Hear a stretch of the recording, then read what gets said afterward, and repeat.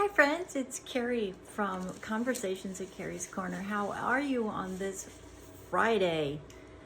Here to do this morning a podcast, and this is an important one for lots of reasons. It is another subject that is dear to my heart, and I want to share it with you because there are so many that are in this exact same position that I am in. And I know that it's a really big deal. So, Conversations at Kerrie's Korner is all about talking about the challenges of life in our neighborhoods, in our homes, in our cities, states, nations, so we can talk to each other, so we can work through these things, so our circle of influence can come back to the middle, if you will, and talk about these things, help each other deal with it, because we're all human beings. And we all need support and help, and we don't talk to each other. So that's what this is about, is talking about a subject, sharing it with you, and then hopefully you'll share it and have a conversation with somebody else. And you know what? When we do that, it spreads, and that's when change happens. That's when we listen to each other and potentially change our opinion, or modify our opinion, or completely go in a different direction because we thought we knew what we knew and we didn't. Thoughtful conversation, listening to each other, respecting each other's positions, and coming back to the middle so we can close this big divide that's in our world, our lack of communication. We don't communicate enough. Today I want to talk to you about grief, and in particular, pet grief. Every day in my day-to-day reading, watching social media, even my own interactions with my own clients, so many of us are either going through or have gone through or potentially going to go through the loss of a pet. 80% of Americans own pets. And of that percentage, 98% of all Americans believe and think and feel that our pets are family members. They're just not animals. They're part of the family. And it's a proven fact that when you are in a situation and relationships where there are animals involved, you're happier. You're more content. You communicate better. Animals have this innate ability to make humans better because of the unconditional love that they give us. And it's most animals, dogs in particular, cats, horses, even small, tiny little lizards and gerbils, and anything that as a human being you can connect with. And sometimes, if you're lucky enough, you make a soul connection. I was lucky enough to have that amazing relationship with my service dog, Duke. And in less than a month, he'll be gone almost a year. He will be gone a year on September 4th. I had him for 12 years. He was my service dog. He saved my life twice. He alerted to a problem with an implant that I have. And he was a huge part of every day. And when you lose that, it's devastating. In my case in particular, Duke had a very difficult last few months of his life. He suffered with very bad chronic arthritis. He had 2 blown knees, so he had major knee surgery twice. It didn't faze him though. He was this amazing animal that read me, knew when I was down, knew when I was struggling, alerted twice to protect me, and he never left my side. He was with me all day. When I had my brick and mortar offices, he was with me. He traveled with me. He was there from the moment I got up to the moment I went to sleep, and he never left my side. And the last few months for Duke were very hard. We actually enlisted help through animal hospice, which I cannot recommend that more. I mean, they are amazing. If you are in a situation where you're facing this, I would highly recommend that you look into animal hospice in your area. It gave us such an amazing gift in the last few days of Duke's life. I couldn't have done it without them. But Duke's passing was very traumatic for me. It is not how I had hoped he would pass. It caused me great anxiety and guilt and trauma. I had nightmares, I had panic attacks, I had night sweats. I still have them. Just not quite as bad now because I got help. And I'm not ashamed to say that I got help. When you love a creature like this so much, and there's so much a part of your life, to watch him go through that tore my heart out. And I still struggle with it. And there's days where grief is just, it consumes me. It completely hijacks my emotions. And when that happens, there's just nothing I can do but just cope with it and address it. And I cry every day, still, because his presence was just, I can't explain to you. And if you know, right?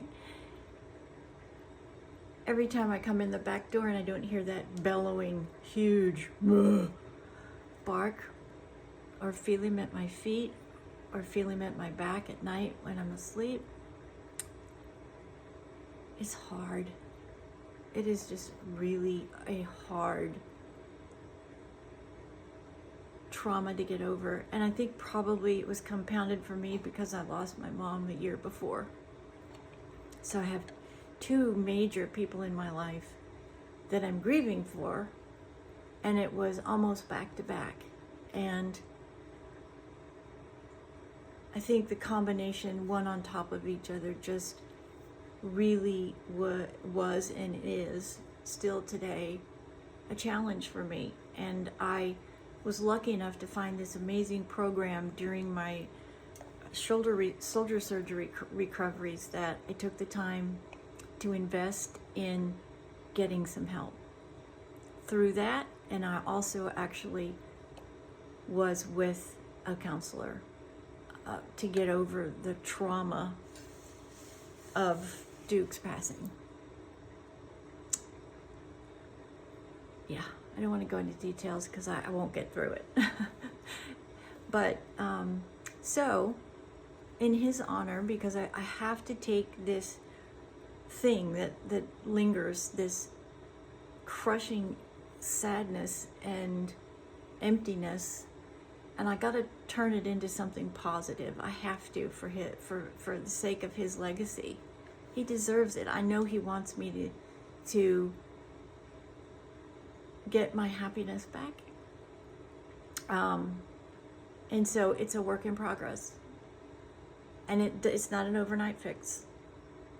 But the program that I was in and have developed is one that will give you the building blocks to take the steps to living with your grief. Because grief never goes away. You just learn to live with your grief. You learn coping skills and avoidance skills and the ability to compartmentalize it easier. It never goes away. I actually think the sadness and the emptiness and the missing part of grief compounds the more time goes away, because you realize the more things that you don't get to do or share with this amazing part of your life. So, Duke's Way, Living with Grief, is a 5-hour, 5-session grief counseling program available. And I would encourage you, if you are struggling, and I see it every day, I read messages every day, give me a call. I know it will help you. It helped me. In life, these kinds of challenges, if we don't address them, they build on top of each other until the building is so big and so heavy that it just crumbles. And when it crumbles, that's when there's real issues. So I would encourage you, if you are struggling and you don't know how to take the first steps, reach out to me. I would love the opportunity to work with you. It really has made a huge difference in my coping and living with this grief. Helping others on his behalf is the greatest gift that he could have ever given me, besides the 12 years of unconditional love that I will cherish forever. And I hope that in participating in this 5 hours with me, and it's you too, you're going to be doing some work because you got to. Maybe you'll get to the point where you can open your heart up again and welcome another amazing creature into your life. I know for me, a year later, I'm nowhere near that. May not ever get near that. But every situation is different. Every family is different. And I hope if you are open to that, that this will help you get there and share this amazing bond between human and animal. It truly is a gift. And I want to help you continue to enjoy that. His legacy for me is helping you, because it's helping me take this thing that I live with and do something positive with it to help others. Duke's Way, Living with Grief. I'd love to hear from you. It really will help you. It helped me more than I can possibly ever thank the program for. And I would love to share it with you. And when you have those days and those moments where you just are upset, be upset. It's okay.